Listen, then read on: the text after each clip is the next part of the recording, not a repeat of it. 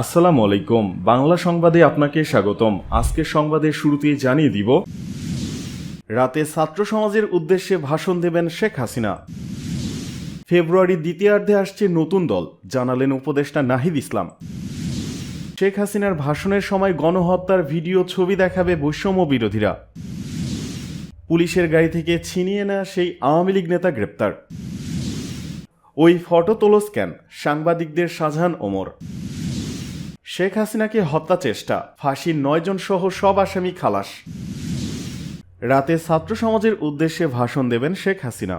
ক্ষমতাচ্যুত হওয়ার 6 মাস পর আজ বুধবার রাত 9টায় ছাত্র সমাজের উদ্দেশ্যে ভাষণ দেবেন সাবেক প্রধানমন্ত্রী শেখ হাসিনা। গতকাল মঙ্গলবার রাতে সামাজিক যোগাযোগ মাধ্যম ফেসবুকে নিজেদের ভেরিফাইড পেজে এক পোস্টে নিষিদ্ধ ঘোষিত সংগঠন ছাত্রলীগ এই তথ্য জানায়। এতে বলা হয়, বাংলাদেশ ছাত্রলীগের অফিসিয়াল ফেসবুক পেজ থেকে শেখ হাসিনার এই ভাষণ প্রচারিত হবে। ব্রিটিশ সংবাদ মাধ্যম বিবিসি বাংলার এক প্রতিবেদন থেকে এসব তথ্য জানা গেছে। এতে বলা হয়েছে, ছাত্র জনতার অভ্যুত্থানে শেখ হাসিনা সরকারের পতনের 6 মাস পূর্ণ হচ্ছে বুধবার। এদিন নিষিদ্ধ ঘোষিত সংগঠন ছাত্রলীগের একটি ভার্চুয়াল অনুষ্ঠানে যুক্ত হয়ে ছাত্র সমাজের উদ্দেশ্যে ভাষণ দেওয়ার কথা রয়েছে তার। এর পরদিন তথা আগামীকাল বৃহস্পতিবার আওয়ামী লীগের অফিসিয়াল পেজের একটি লাইভ অনুষ্ঠানে যোগ দেবেন শেখ হাসিনা। বিবিসির ওই প্রতিবেদনে বলা হয়, বৃহস্পতিবার রাত 9টায় দায় মুক্তি শিরোনামে এক লাইভ অনুষ্ঠানে যুক্ত হয়ে নেতাকর্মীদের দুঃখ দুর্দশার কথা শুনবেন শেখ হাসিনা। এদিকে ফেব্রুয়ারির দ্বিতীয়ার্ধে আসছে নতুন দল, জানালেন উপদেষ্টা নাহিদ ইসলাম। গত কয়েকদিন ধরে আলোচনা হচ্ছে শিক্ষার্থীদের উদ্যোগে নতুন রাজনৈতিক দল গঠন নিয়ে। এই দল কবে প্রকাশ্যে আসছে তা নিয়ে জনগণের মধ্যে সৃষ্টি হয়েছে কৌতূহল। এই দলটি কবে আসছে তা জানিয়েছেন অন্তর্বর্তী সরকারের উপদেষ্টা মোহাম্মদ নাহিদ ইসলাম। শিক্ষার্থীদের উদ্যোগে নতুন রাজনৈতিক দল গঠন প্রসঙ্গে দেশের একটি গণমাধ্যমের সঙ্গে কথা বলেছেন তিনি। সেখানে তিনি জানিয়েছেন, 15 থেকে 28 ফেব্রুয়ারির মধ্যে আত্মপ্রকাশ করবে দলটি, কিন্তু এখনো দলটির নাম চূড়ান্ত হয়নি বলে জানান নাহিদ। শোনা যাচ্ছিল উপদেষ্টার পদ থেকে পদত্যাগ করে এই দলের হাল ধরতে পারেন ছাত্র উপদেষ্টাদের মধ্যে থাকা কেউ। এ প্রসঙ্গে নাহিদ জানান, উপদেষ্টা পরিষদ থেকে পদত্যাগের চূড়ান্ত সিদ্ধান্ত তারা নেননি। এখন তারা বোঝার চেষ্টা করছেন কোথায় তাদের ভূমিকাটা সবচেয়ে বেশি হবে, সরকারের ভেতরে, বাইরে নাকি মাঠে। রাজনৈতিক দল গঠনের প্রয়োজনীয়তা নিয়ে নাহিদ বলেন, 5 আগস্টের পর বিভিন্ন রাজনৈতিক দল নিজেদের ব্যানারে সক্রিয় হয়েছে, তাদের কর্মীরা নিজ নিজ ব্যানারে চলে গেছেন, কিন্তু যাদের কোনো দল নেই তাদের মধ্যে এক ধরনের রাজনৈতিক আকাঙ্ক্ষা আছে। নেতৃত্ব বা রাষ্ট্র গঠনে তারাও ভূমিকা রাখতে চান। এই শক্তিকে সংহত করার জন্য একটা রাজনৈতিক দলের প্রয়োজনীয়তা তৈরি হয়েছে।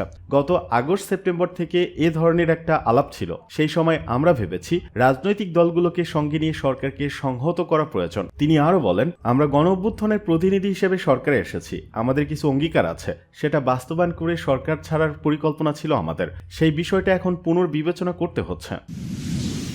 শেখ হাসিনার ভাষণের সময় গণহত্যার ভিডিও ছবি দেখাবে বৈষম্য বিরোধীরা। ছাত্র জনতার গণঅভ্যুত্থানে ক্ষমতাচ্যুত সাবেক প্রধানমন্ত্রী শেখ হাসিনার আজ বুধবার রাত 9টার দিকে দেশের ছাত্র সমাজের উদ্দেশ্যে ভাষণ দেওয়ার কথা রয়েছে। এর প্রতিবাদে ভাষণের সময় সারা দেশে জুলাই গণহত্যার ভিডিও, ডকুমেন্টারি ও ছবি প্রদর্শন করবে বৈষম্য বিরোধী ছাত্র আন্দোলন। বৈষম্য বিরোধী ছাত্র আন্দোলনের ভেরিফাইড ফেসবুক পেজে এক পোস্টের মাধ্যমে তথ্য জানানো হয়েছে।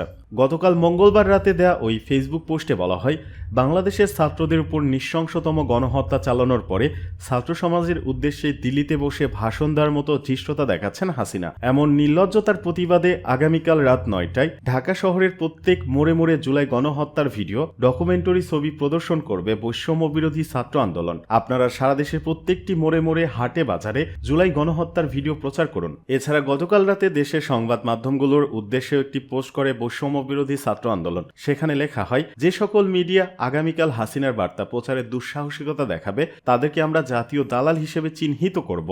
বৈষম্য বিরোধী ছাত্র আন্দোলনের আহ্বায়ক হাসরাত আব্দুল্লাহ শেখ হাসিনার ভাষণের বিষয়ে ফেসবুকে একটি পোস্ট দিয়েছেন। তিনি লিখেছেন, হাসিনাকে বক্তব্য প্রকাশের সুযোগ দেওয়াকে বাংলাদেশের ফ্যাসিবাদ বিরোধী জনগণের বিরুদ্ধে ভারতের যুদ্ধ হিসেবে দেখি। এদিকে পুলিশের গাড়ি থেকে ছিনিয়ে নেওয়া সেই আওয়ামী লীগ নেতা গ্রেপ্তার। পুলিশের গাড়ি থেকে ছিনিয়ে নেওয়ার 3 দিন পর পাবনার সুজানগর উপজেলা আওয়ামী লীগের সভাপতি ও সাবেক উপজেলা চেয়ারম্যান আব্দুল ওয়াহাবকে গ্রেপ্তার করেছে আইন শৃঙ্খলা বাহিনী। বুধবার সকাল 7টার দিকে উপজেলার মথুরাপুর গ্রামের একটি বাড়ি থেকে তাকে গ্রেপ্তার করে পুলিশের একটি টিম। এ সময় আব্দুল ওয়াহাবকে ছিনিয়ে নেওয়ার ঘটনায় এজাহারভুক্ত আসামি তার ব্যক্তিগত সহকারী রাব্বিকেও গ্রেপ্তার করা হয়। বিষয়টি নিশ্চিত করেছেন সুজানগর সার্কেলের অতিরিক্ত দায়িত্বে থাকা অতিরিক্ত পুলিশ সুপার আবুল কালাম আজাব। এর আগে গত 2রা ফেব্রুয়ারি বিকেলে উপজেলার মথুরাপুর সুজানগর উচ্চ বিদ্যালয় মাঠে পুলিশের গাড়ি থেকে তার কয়েকশো কর্মী সমর্থক আব্দুল ওয়াহাবকে ছিনিয়ে নেন। এ ঘটনায় ওই দিন রাতে সুজানগর থানার উপপরিদর্শক মোহাম্মদ আজহার আলী বাদী হয়ে ওয়াহাবকে প্রধান আসামি করে একটি মামলা দায়ের করেন।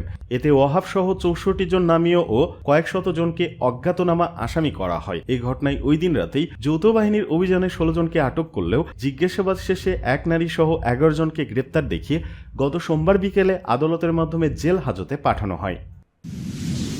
ওই ফটো তোলো স্ক্যান, সাংবাদিকদের শাহজাহান ওমর।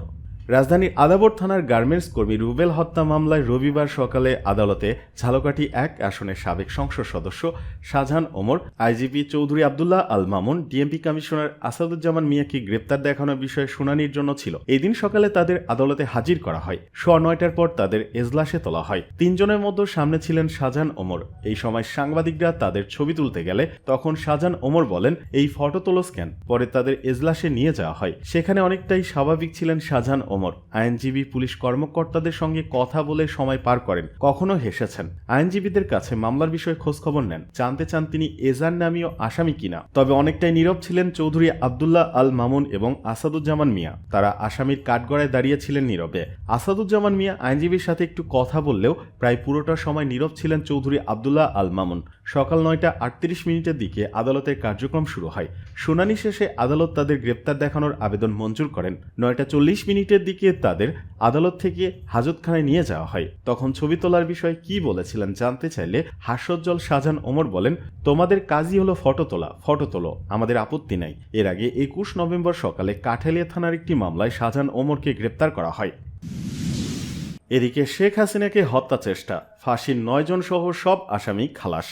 ছাত্র জনতার অভ্যুত্থানে পালিয়ে যাওয়া সাবেক প্রধানমন্ত্রী শেখ হাসিনাকে হত্যা চেষ্টার মামলায় ফাঁসির 9 আসামি সহ সাজাপ্রাপ্ত সব আসামিকে খালাস দিয়েছেন হাইকোর্ট। বুধবার বিচারপতি মোহাম্মদ মাহবুব উল ইসলাম ও বিচারপতি হামিদুর রহমান এ রায় ঘোষণা করেন। আদালতে আসামিদের পক্ষে ছিলেন ব্যারিস্টার কায়সার কামাল। তাকে সহযোগিতা করেন অ্যাডভোকেট মাহবুবুর রহমান খান, অ্যাডভোকেট মাকসুদ উল্লাহ। এর আগে গত 30 জানুয়ারি এ মামলায় সাজাপ্রাপ্ত আসামিদের আপিল ও ডেথ রেফারেন্সের শুনানি শেষ হয়। তৎকালীন বিরোধী দলীয় নেত্রী ও সাবেক প্রধানমন্ত্রী শেখ হাসিনা 1994 সালের 23 সেপ্টেম্বর রূপসা এক্সপ্রেস ট্রেন যোগে খুলনা থেকে সৈয়দপুর যাচ্ছিলেন। পথে সভা করার কথা থাকলেও বিএনপি নেতা জাকারিয়া পিন্টু সহ তার নেতৃত্বে মামলার অন্যান্য আসামিরা শেখ হাসিনাকে হত্যার উদ্দেশ্যে ঈশ্বরদী স্টেশন এলাকায় ট্রেনে গুলি ও বোমাবর্ষণ করেন বলে মামলায় অভিযোগ করা হয়। এই ঘটনায় ঈশ্বরদী জিআরপি থানার তৎকালীন ভারপ্রাপ্ত কর্মকর্তা নজরুল ইসলাম বাদী হয়ে ওই দিন একটি মামলা করেন। পরে মামলার তদন্ত শুরু করে সিআইডি। 1997 সালে 3 এপ্রিল 52 জনের বিরুদ্ধে আদালতের চার্জশিট দেওয়া হয়। এদের মধ্যে 5 জন মারা গেলেও তাদের চার্জশিট থেকে অব্যাহতি দেওয়া হয়। 2019 সালের 3 জুলাই জাকারিয়া পিন্টু সহ 9 জনকে মৃত্যুদণ্ড দেন আদালত। সেই সঙ্গে